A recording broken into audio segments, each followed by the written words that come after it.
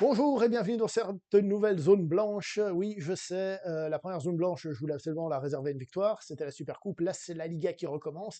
Et ça commence mal pour le Real. Un partout entre Mallorca et le Real Madrid. Le Real Madrid tenu en échec. Aïe, aïe, aïe, aïe, aïe, aïe, aïe. Mallorca qui a commencé, ma foi, pas trop mal le match. Puis après, c'est un petit peu éteint, ce qu'on attendait. Le Real qui, dans une case, avec du talent, un petit peu trop de talonnade et tout ça, se crée une case. Rodrigo qui marque. Jusque-là, tout va bien. C'est pas la folie, mais tout va bien. Tout se passe bien. Voilà. L'entraîneur avait dit qu'ils espéraient arriver à la mi-temps avec des options, ça finit 0-1, ça a l'air d'aller. Et la mi-temps, le match continue, il continue comme ça, un peu tranquille, un peu voilà, un peu ronflant. Et à un moment donné, corner et but de Mallorca. Égalisation. Pour le moment, on se disait que Mallorca centrait beaucoup, c'est ce qu'a dit l'entraîneur lors de la pause hydratation, hein, jouer sur les côtés, centrer et tout ça. Bon, c'est un corner, mais on a vu en effet que le danger venait des corners.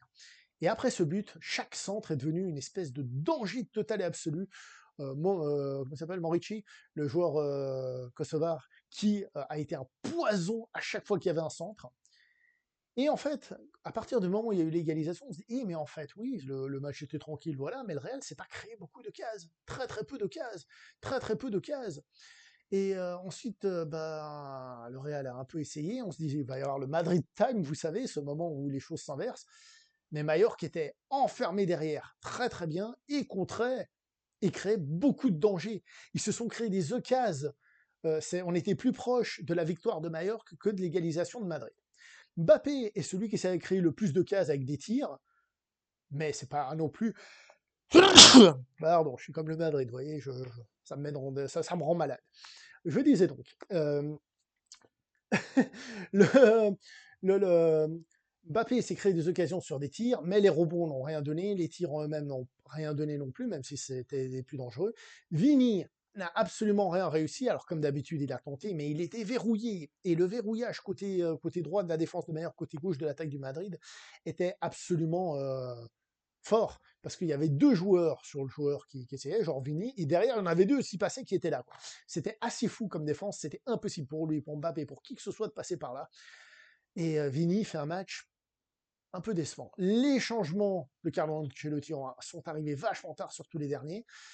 Bon, il y a Modric qui est arrivé sur le terrain, hein, mais voilà, les changements représentent bien ce Real, c'est-à-dire Vini qui n'arrivait pas, Bellingham qui devait être au four et au moulin, qui a fait tout ce qu'il pouvait, qui a joué très bien, mais qui n'a pas pu se créer d'occasion ni quoi que ce soit.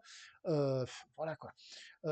Ça se voyait. Alors on a Modric qui est rentré un peu avant ces changements-là, qui lui a un petit peu amené de construction de jeu et tout, c'était cool, ça faisait du bien, mais il n'y a rien qui passait, d'un côté comme de l'autre. Alors oui, Modric a été important, il a aidé un petit peu à cadrer tout ça, mais pas grand-chose à l'arrivée, pas grand-chose à l'arrivée, hélas. Et comme j'ai dit, Mallorca qui était hyper dangereux. Se sont vraiment créés des occasions qui... ça aurait pu aller au fond, hein, très honnêtement. Rudiger, en deuxième mi-temps, il a été décevant, mon Dieu, il a perdu des ballons, des trucs et des machins. Tu te dis, mais qu'est-ce qui se passe? Il y a qui d'autre qui était un peu décevant, un peu tout le monde, hein.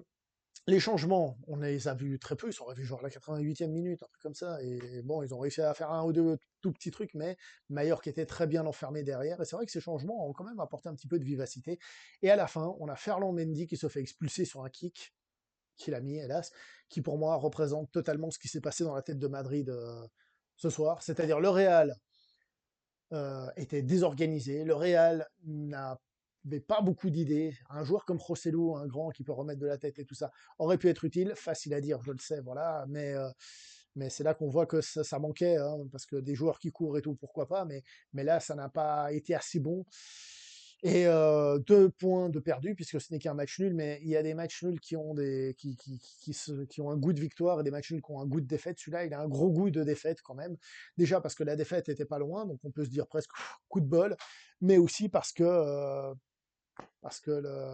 il n'y a pas eu beaucoup d'occasions, il n'y a pas eu cette sensation de se créer des choses, il n'y a pas eu cette frappe, cette parade du gardien, il y en a eu quelques-unes, mais le Real se crée très peu d'occasions, il restait 10 minutes, tu dis vu le nombre de cases qu'on s'est créé, il y aura pratiquement rien, et voilà, bah, c'est ce qui s'est passé. Le match nul est arrivé avec l'expulsion de Fernand Mendy qui vient compliquer la tâche pour les prochains matchs encore.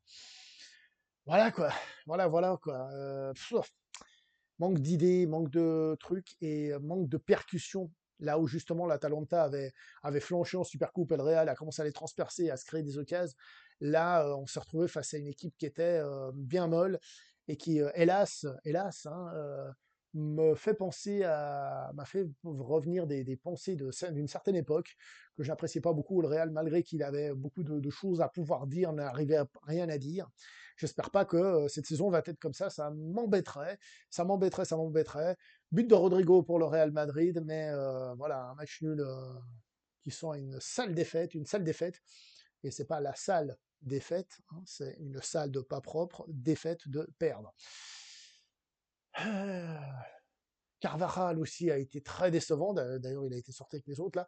Ça nous rappelait le Carvajal il y a quoi, 2 ans, un truc comme ça, celui qui faisait que des mauvaises passes et enfin, le Carvajal qui nous enjaillait pas, alors que celui qu'on a eu récemment, il était incroyablissime, incroyablissime. Bah là, c'était pas ça.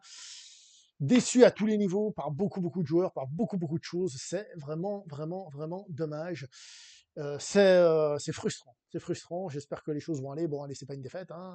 Ça nous permet encore, toi, par exemple, de continuer à être invaincu, une série d'invincibilité depuis le match de l'Atlético de la saison passée. Donc, pourquoi pas. Mais, on va pas se mentir, c'est un match qui fait mal et voilà, en tant que madridiste, moi personnellement, je suis frustré, fâché et tout ce qui va avec. Voilà, bon, c'est la vie, moi je suis sur mon fauteuil.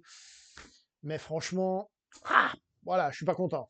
Tout simplement. Allez, portez-vous bien, ciao tout le monde.